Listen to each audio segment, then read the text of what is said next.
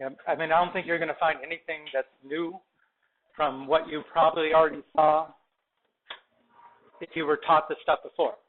Now, I might tell you some stuff you've never heard before, but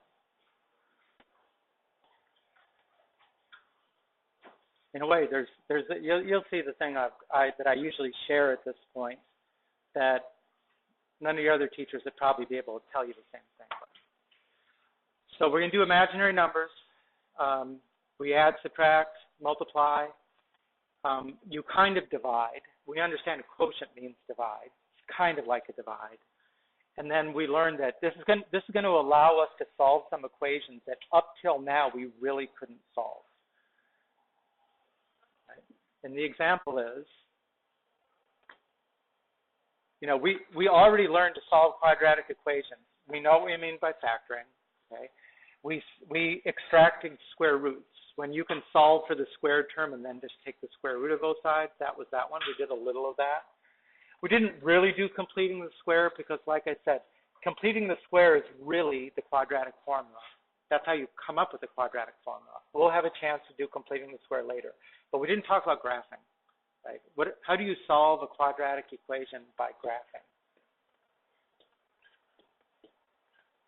Good. Remember, if you have a quadratic, any kind of equation, right, and you're trying to solve it, it's solved for 0. If you replace the 0 with a y, you have a function. Right? Now, for every x value, you get a y value. And if you plot them all, you get a graph. Right? In order to find the solution to the original equation, look for where y equals 0. Where does y equal 0 on a graph? It's always the same place. In the middle, the x-axis. Right? Y is telling you how far above or below the middle you are. So the x-axis is exactly in the middle. So we're on the x-axis, y equals 0. All right, so you look at a graph like this, and you see two solutions, right? Because it's crossing the graph, y equals 0 twice. Looks like about -1/2 and +2. And because you see them on the graph, those are real numbers, because this is a real number line, right? Two answers. Now, if we, I think I was going to do this. We could solve by quadratic formula. Let's do that. X equals, all right, my b is -3. So -3 plus or minus the square root of -3 squared minus 4 times 2 times -2 divided by 2 times 2. X equals 3 plus or minus the square root.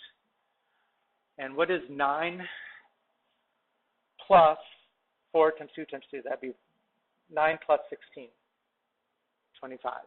Right? If you put that in the calculator, get your minuses and parentheses all in the right place, this is going to be 25. Which makes that 3 plus or minus the square 5 over 4. So again, what does the plus or minus tell us to do? Once you add, once you subtract. So one answer will be 3 plus 5 over 4, 8 over 4, 2.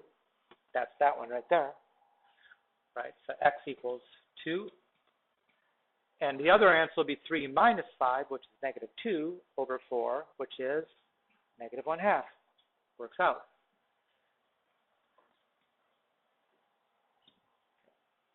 So that's an example where the graph of the quadratic crosses the x-axis twice. It has two solutions. They're both real.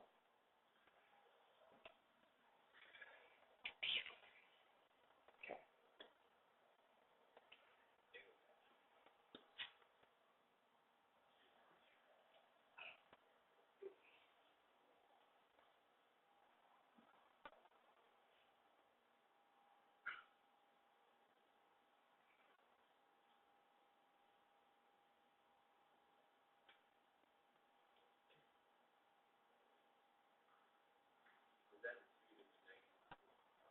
What's that? for AC. A is 2, C is negative 2, negative 2.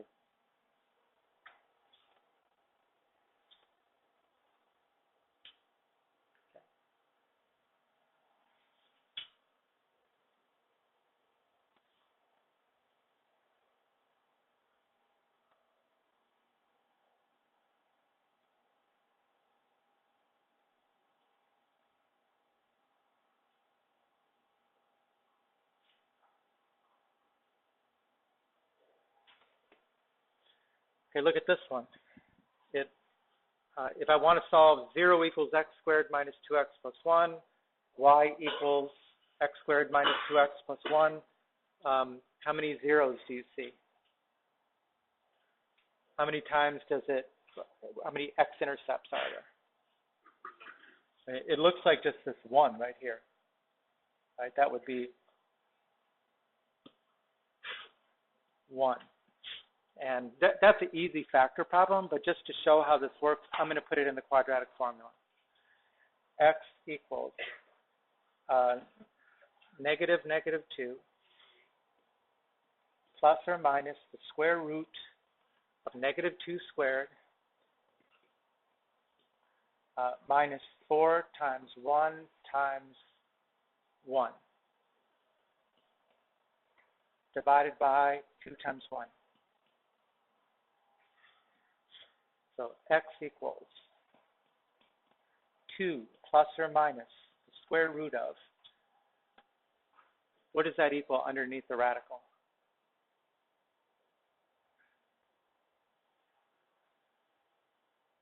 Negative 2 squared is 4. 4 minus 4, 0, right? All right, what's the square root of 0? 0. So we have x equals 2 plus or minus 0 over 2. Well, whether you add or subtract a 0, it's the same answer, right? The answer is just going to be 1. And that's why the only solution you see is x equals 1. If I would have factored this, it would have been x minus 1 squared. And this is what it looks like. When you have a 0, which is coming from a factor which is squared, something that you learned last year was called multiplicity. If the multiplicity is even, then the graph like touches the 0 and it goes back in the same direction. That's what you expect. But in the end, how many solutions do we have? 1, and it's real.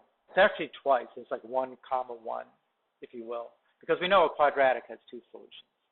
And they're both real, but it's the same number. So we understand now that you solve by graphing it and then looking for x-intercepts. For a quadratic, you expect 2 answers. But what if it never crosses the x-axis? Does it mean that there's no answers? No, it doesn't mean there's no answers. It just means they're not real numbers. Real number answers would show up as crossings or intersections with the x-axis. See what happens here with the quadratic formula? We have x equals negative 2 plus or minus the square root of negative 2 squared minus 4 times 1 times 2 this time. Yeah, all over 2 times 2. X equals 2 plus or minus the square root. And now we've got 4 minus 8 inside. Negative 8.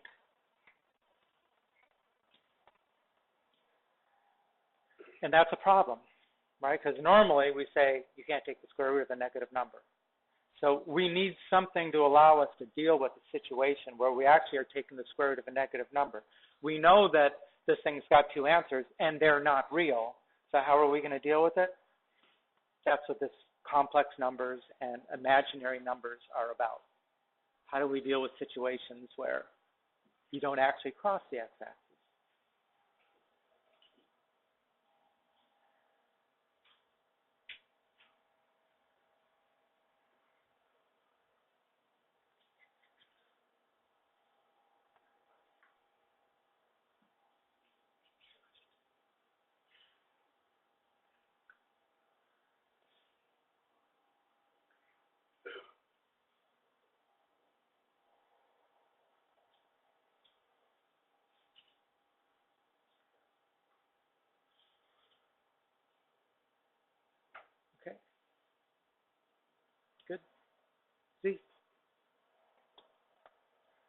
Okay, that's why we define the square root of -1 as the lowercase letter I.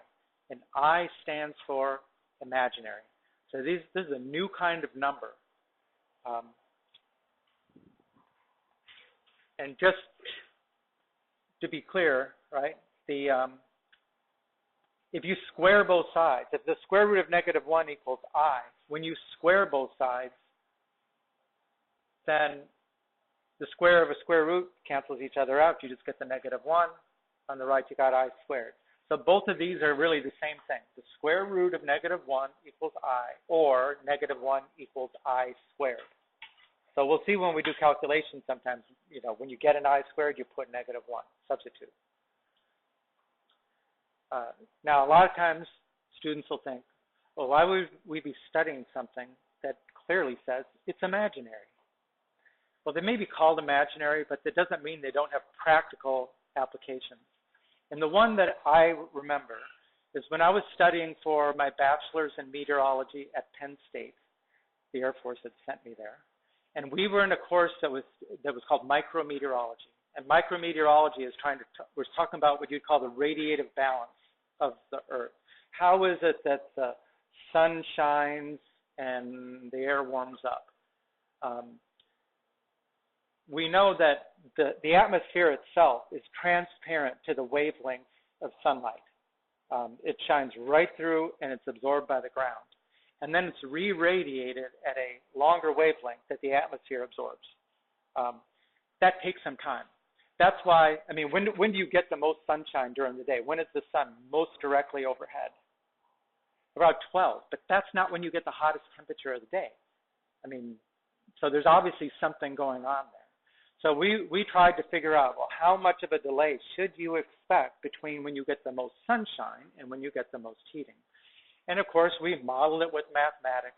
And the equations, which are what we would call the model of the atmosphere, involve very complex partial differential equations with solutions that involve these kinds of numbers. And in the end, what we learned was, according to our calculations and our model, which are not always right in science, a lot of times you go through that whole process and you come up with an answer that you say, this doesn't even make sense. So you go back to the drawing board. But what we got out of it was, you should expect the maximum temperature 1/8 of a cycle after you got the most sunshine. So just think of it on a daily basis. What's 1/8 of a day? 24 hours, 1/8 is 3, right? So if the sun was directly overhead at noon, you would expect the maximum temperature about 3 o'clock. Is that about right? Yeah. In the summer with daylight savings time, it's 1 and 4. Outside of daylight savings times, it's noon and 3. On a yearly basis, right, there's 12 months in a year. The most direct sunshine, the longest day of the year is June 21st, right? Is that when we get the hottest temperatures during the summer? 10 days before the end of June? No.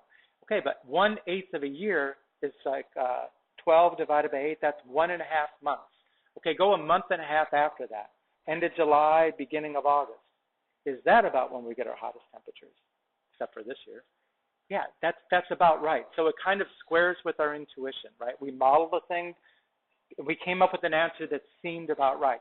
And it involved these numbers, which we called imaginary, but clearly had some practical applications there. So even though they're called imaginary, they're real in a sense. Okay. So once we understand what imaginary numbers are, then we can come up with the big set of numbers. We know what real numbers are. Real numbers are the things on the number line. They're either rational or irrational. Imaginary numbers are those numbers we just defined. If you put them all together, you get the big set of numbers, which is called complex numbers. Right? Real numbers are not the biggest set of numbers. Complex numbers are. And complex numbers they have a standard form, which is A plus BI, where the A and B are constants. They're just numbers we don't know as we start the problem. And they're real. Okay. That means the A part of it is a real number. The plus BI part, that's the imaginary part. So a complex number has a real part and an imaginary part, or it could have a real part and an imaginary part. And the standard form of a complex number, you write the real part plus the imaginary part. Now, what happens if that constant b equals 0? Then you don't have the imaginary part. Then you have a real number. If b equals 0, it's just a. It's just a real number. If b does not equal 0, now you got imaginary numbers.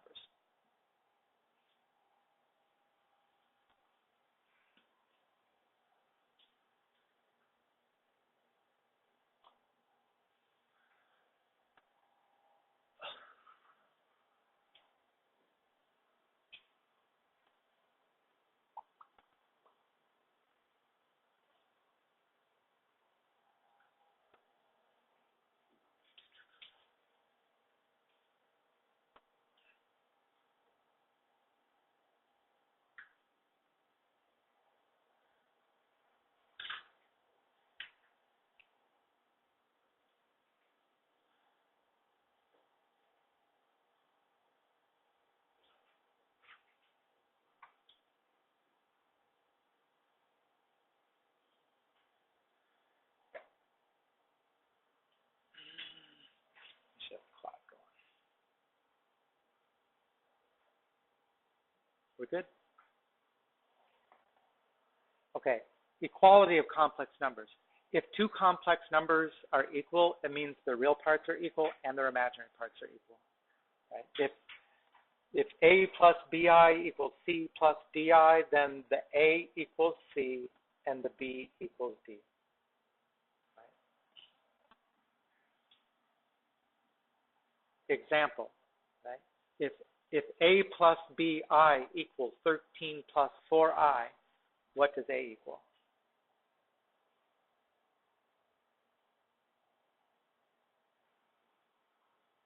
Right?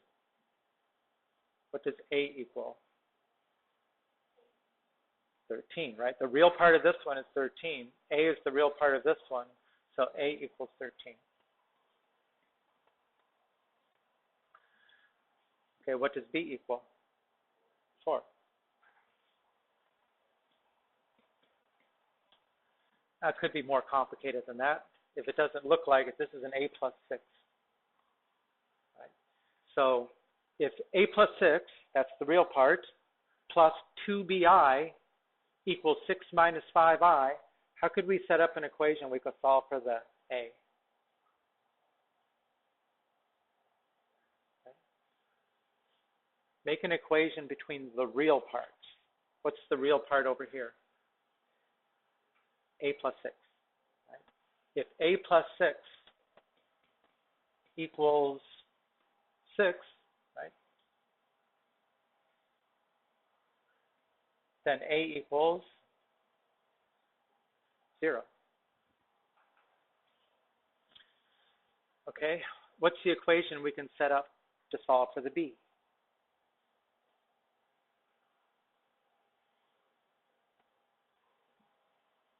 Two B equals what?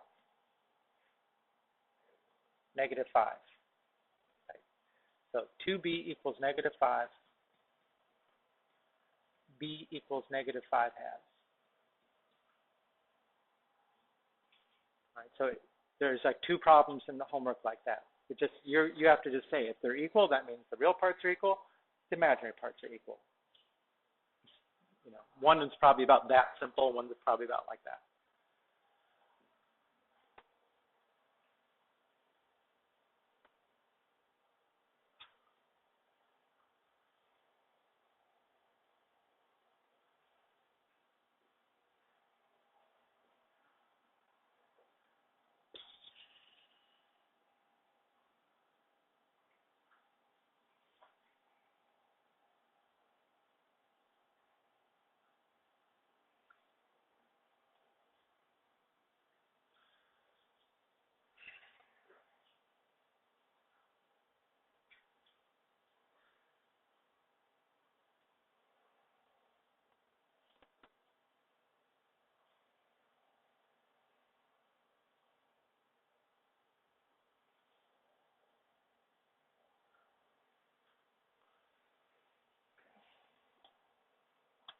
So adding and subtracting. You add and subtract complex numbers by adding the real parts and then adding the imaginary parts. Right? For example, right, the real parts, 7 plus 3i plus 5 minus 4i. What are the real parts of both of those?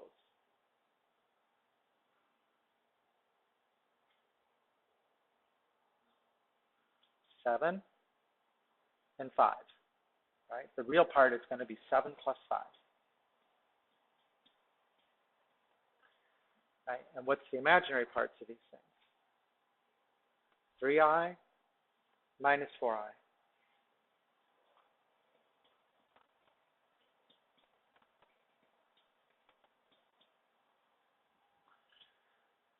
Okay, the 7 plus 5, 12. And then you add and subtract the imaginary terms just like you would like terms, right? If it said 3x minus 4x, negative x, okay, there's a negative I. By adding and subtracting the coefficients of I. That's minus I.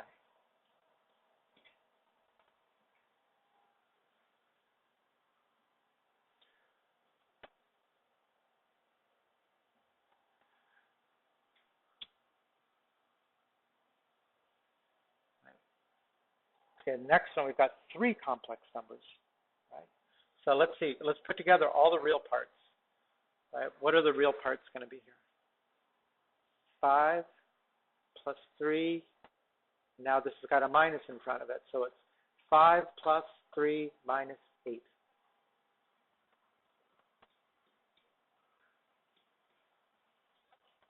Plus.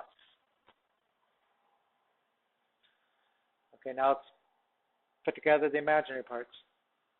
Negative 3i plus 5i, and there's a minus again, minus 2i.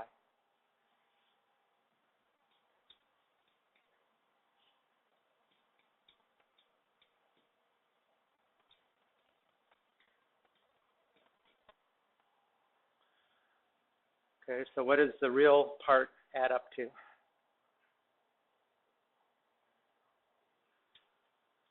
8 minus 8, 0, 0.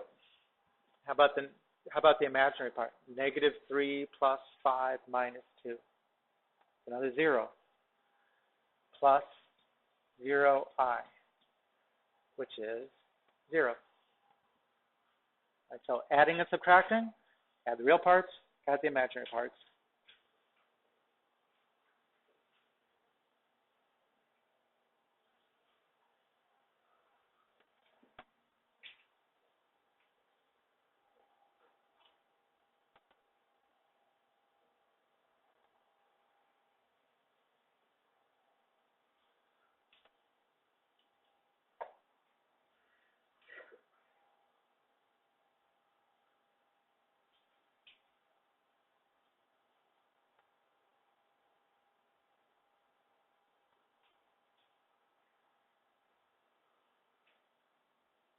Good?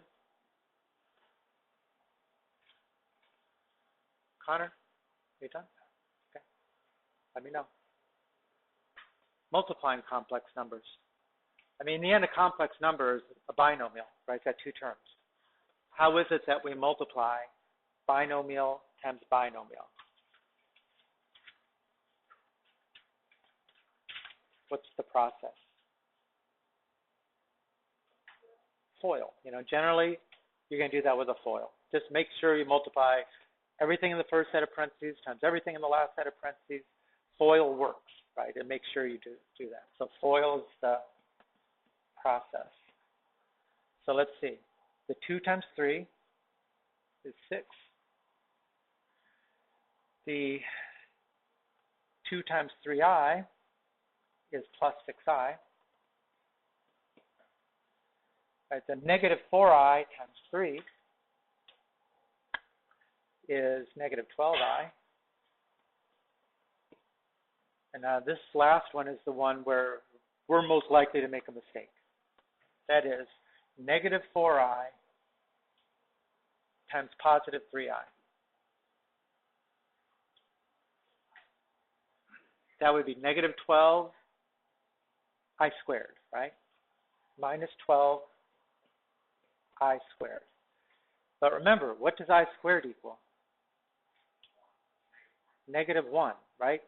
I equals the square root of negative 1, so I squared equals negative 1. So whenever we make an I squared, we substitute negative 1. Right, so this is 6 plus 6I minus 12I. Minus 12 times negative 1, which is 6 plus 6I minus 12I plus 12. Oops. Plus 12. Okay, now add the real parts, add the imaginary parts. The real parts are what? 6 plus 12. And the imaginary parts are 6I minus 12I. Minus 6I. Good? Do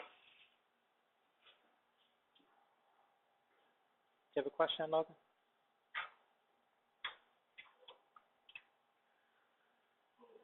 Okay, the next one, 4 plus 2I in parentheses squared. How are we going to do that?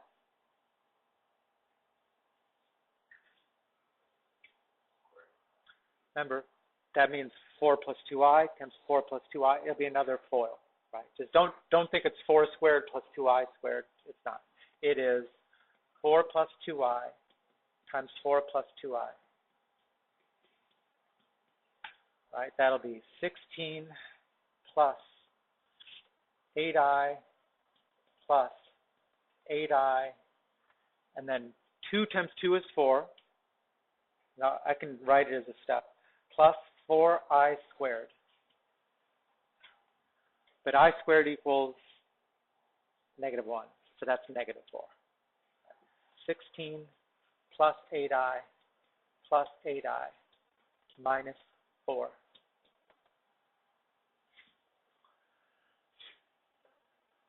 So what's the real part of this? 16 minus 4? 12. 8I plus 8I? 16I.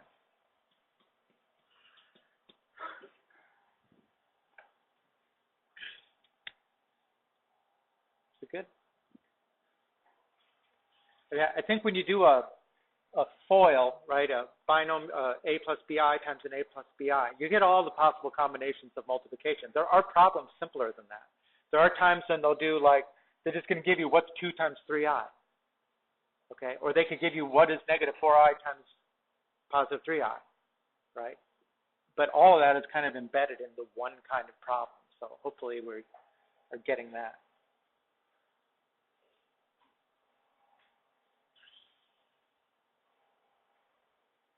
Don't worry, we're almost done.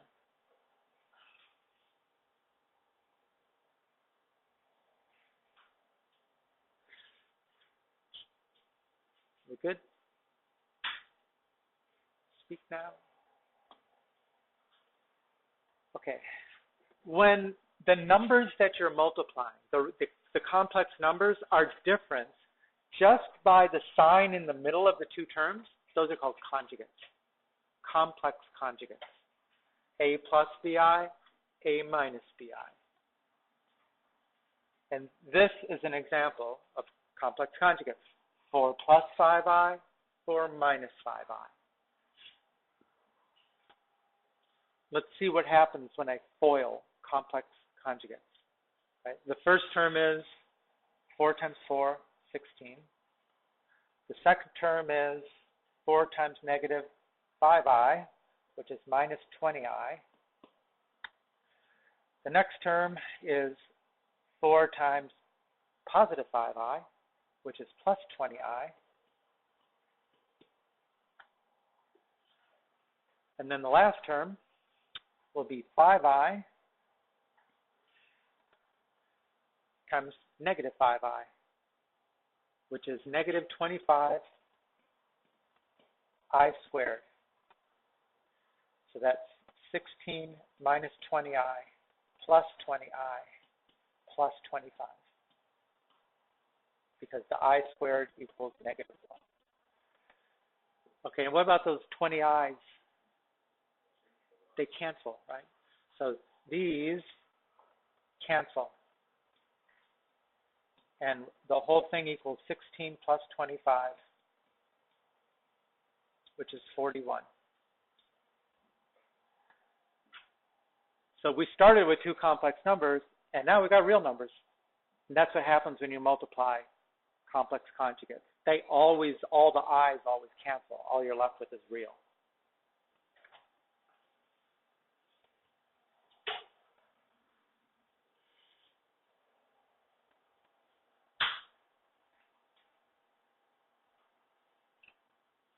Right.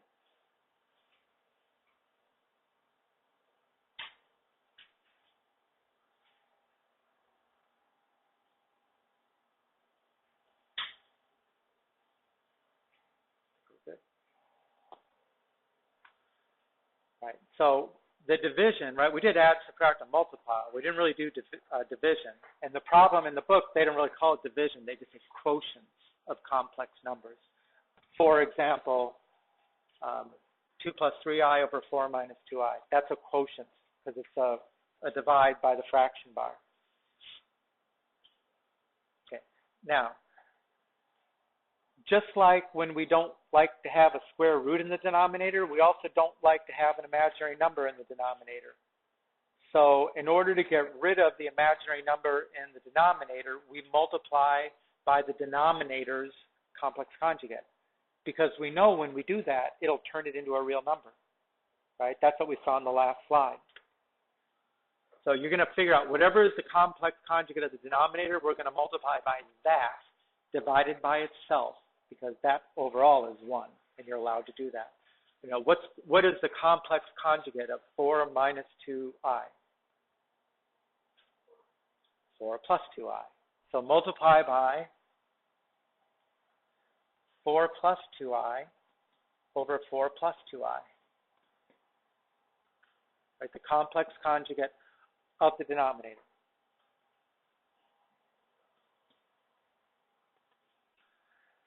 Okay, so in both the numerator and the denominator now, you just have to FOIL.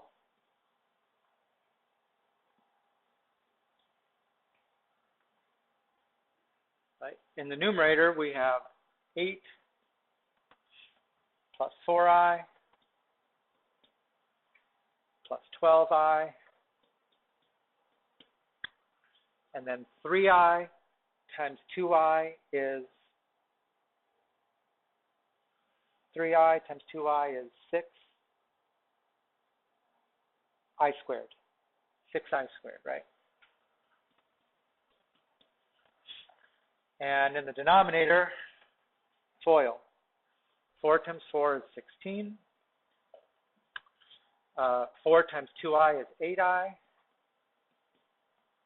4 times negative 2i is minus 8i. And then the last term will be negative 2i times positive 2i. Negative times positive makes a negative, 4i squared.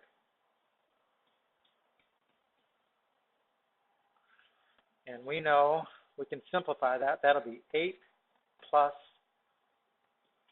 4i plus 12i minus 6 over 16 plus 8i minus 8i plus 4. And now put it all together. 8 minus 6, 2. 4i plus 12i.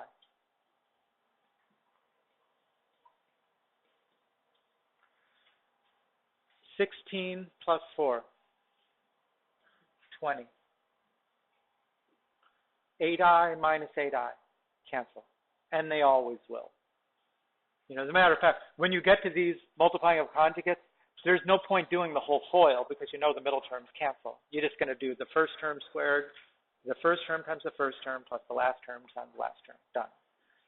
Okay, now we could simplify that, couldn't we? What's the common factor? In all of those terms, what's in common?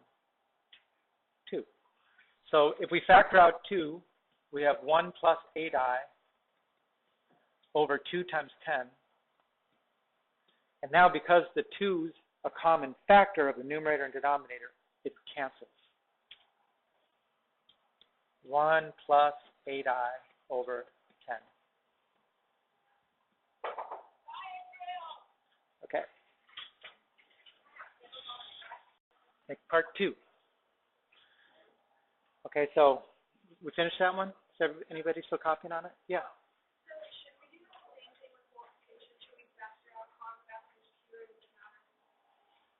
Well, if the only reason we did it here is because then it was something we could cancel. You wouldn't be able to do that if it was just straight, one a plus bi complex number. There would be nothing to cancel. It's only because we have a numerator and denominator it actually simplifies. So, yeah, I would not. If it says 2 plus 4i and that's your whole answer, then that's your whole answer.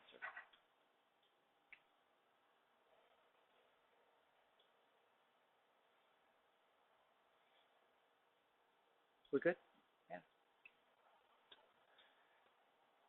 So, but we did all of that so that we can actually solve a problem like this with the quadratic formula. And so I'm going to use the quadratic formula. X equals, do it here. X equals negative 14 plus or minus the square root of 14 squared minus 4 times 8 times 9. Okay, do not eat in here. Do you understand? 2 times 8. Okay, we get negative 14 plus or minus the square root. And what's 14 squared is 196. 4 times 72 is 288. 196, 92. The square root of negative 92 over 16. Now, see, could we simplify that at all? Well, here's one thing we could do. How do we simplify the fact that we've got the negative inside the square root? We take out as an I, right? So now we're going to say x equals negative 14 plus or minus, and there's going to be an I that's outside of the radical. But what about the square root of 92? The square root of 92 is 4 times 23,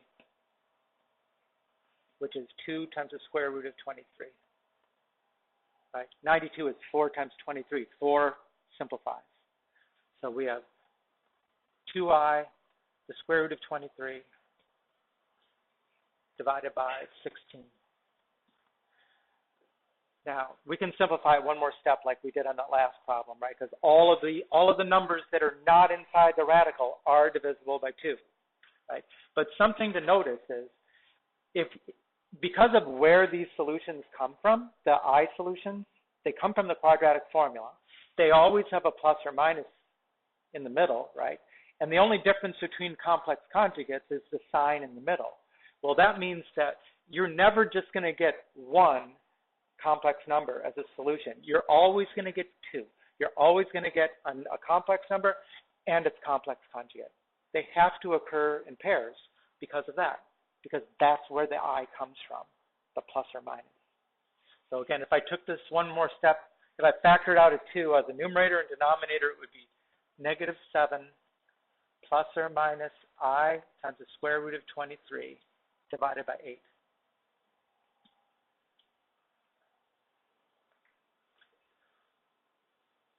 Right? So complex conjugates always occur in pairs as solutions to quadratics. They always occur in pairs.